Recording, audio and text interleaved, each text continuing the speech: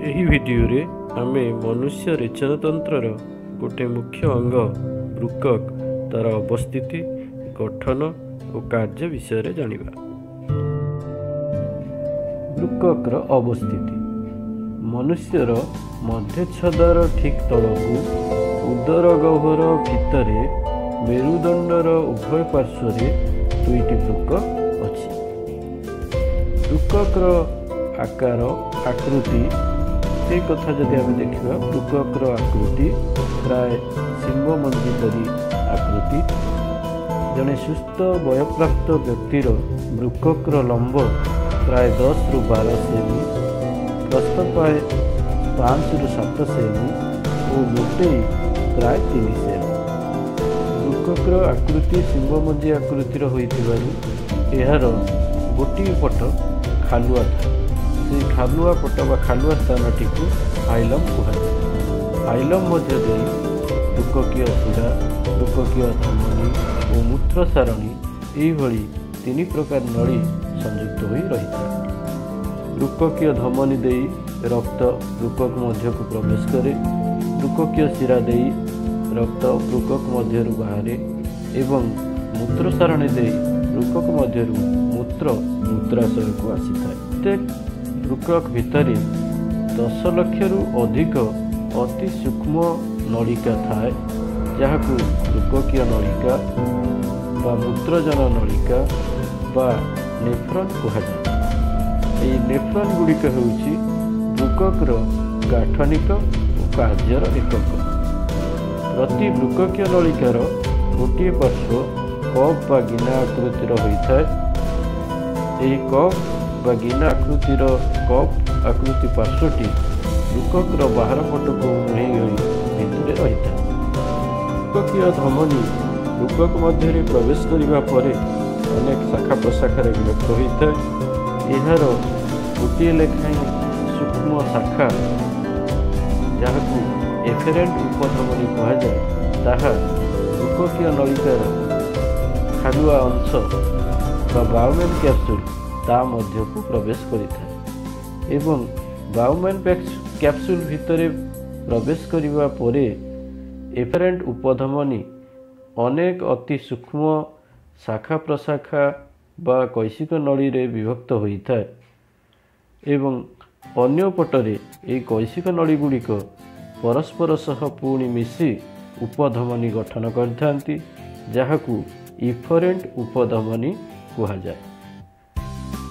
ଏହି ଇଫରେଣ୍ଟ ଉପଧମନୀ ଆଉ ଏଫେରେଣ୍ଟ ଉପଧମନୀ ମଧ୍ୟରୁ ଏଫେରେଣ୍ଟ ଉପଧମନୀ ବୃକକୀୟ ନଳିକାର ବାଉମେନ୍ କ୍ୟାପସୁଲ୍ ମଧ୍ୟକୁ ରକ୍ତ ଆଣେ, ସେ ଖାଲୁଆ ଅଂଶ ଭିତରକୁ ରକ୍ତ ଆଣେ ଏବଂ ଇଫରେଣ୍ଟ ଉପଧମନୀ ଦେଇ ରକ୍ତ ସେଠୁ ବାହାରିଯାଏ। ବୃକକୀୟ ନଳିକାର ବାଉମେନ୍ କ୍ୟାପସୁଲ୍ର ଖାଲୁଆ ଅଂଶରେ ସ୍ଥାନିତ ହୋଇଥିବା ରକ୍ତ କୈଶିକ ଗୁଚ୍ଛକୁ ଗ୍ଲୋମେରୁଲ୍ସ କୁହାଯାଏ।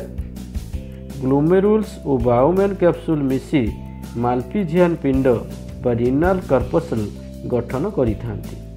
ଏହି ମାଲ୍ପିଜିଆନ୍ ପିଣ୍ଡର ନାମକରଣ ବୈଜ୍ଞାନିକ ମାର୍ସେଲୋ ମାଲ୍ପିଘିଙ୍କ ନାମ ଅନୁସାରେ କରାଯାଇଛି। ବୃକକୀୟ ନଳିକାର ମଧ୍ୟ ଅଂଶ ବୃକକ୍ ଭିତରେ ଗୁଡ଼େଇ ହୋଇ ରହି ଶେଷରେ ଅନ୍ୟ ଅଗ୍ରଟି ମୂତ୍ର ସଂଗ୍ରହ ନଳିକା ମଧ୍ୟରେ ପଶିଥାଏ ବା ତା ସହ ସଂଯୁକ୍ତ ହୋଇଥାଏ। ମୂତ୍ର ସଂଗ୍ରହ ନଳିକା ଗୁଡ଼ିକ ଏକାଠି ହୋଇ ବୃକକ୍ ଭିତରେ ଥିବା ଏକ ଗହ୍ୱର ଭିତରକୁ ଖୋଲିଥାନ୍ତି। ସେହି ଗହ୍ୱରଟିକୁ ଗଭିଣୀ ବସ୍ତି ବା ପେଲ୍ଭିସ୍ ଅଫ୍ ୟୁରେଟର କୁହାଯାଏ।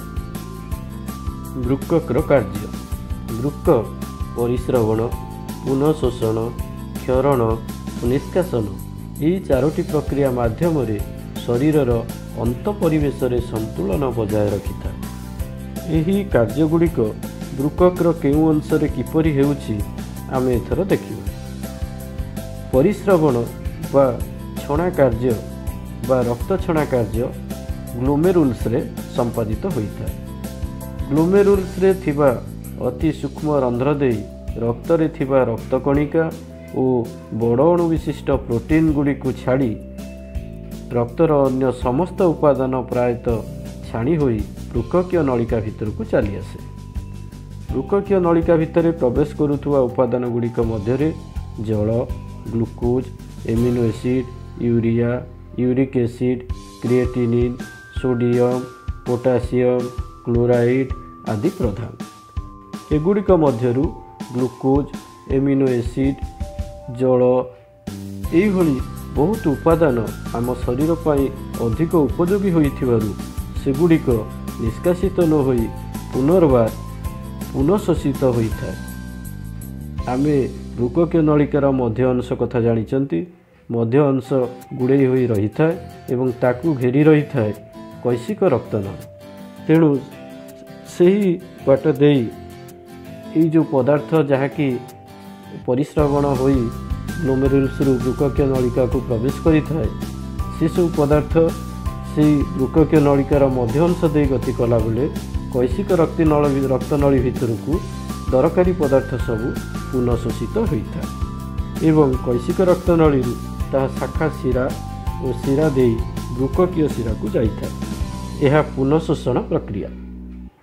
ତେଣୁ ବୃକକୀୟ ନଳିକାର ମଧ୍ୟ ଅଂଶରେ ପୁନଃଶୋଷଣ ଘଟିଥାଏ। ପୁନଃଶୋଷଣ ପରେ ବୃକକୀୟ ନଳିକାରେ ଥିବା ପଦାର୍ଥ ଯଥା ଜଳ, ୟୁରିଆ, ଅଳ୍ପ ପରିମାଣର ୟୁରିକ୍ ଏସିଡ୍, କ୍ରିଏଟିନିନ୍ ଏବଂ ବିଭିନ୍ନ ଲବଣ ଏସବୁ ଏକତ୍ର ମୂତ୍ର ଗଠନ କରିଥାଏ। ମୂତ୍ରରେ ୟୁରୋକ୍ରୋମ୍ ନାମକ ଏକ ବର୍ଣ୍ଣକଣିକା ମଧ୍ୟ ଥାଏ। ସେଥିପାଇଁ ଜଣେ ସୁସ୍ଥ ବ୍ୟକ୍ତିର ପରିସ୍ରାର ରଙ୍ଗ ଈଷତ୍ ହଳଦିଆ ହୋଇଥାଏ। ତେଣୁ ବୃକକୀୟ ନଳିକାରେ ମୂତ୍ର ପ୍ରସ୍ତୁତି ହେବା ପ୍ରକ୍ରିୟା ହେଲା କ୍ଷରଣ।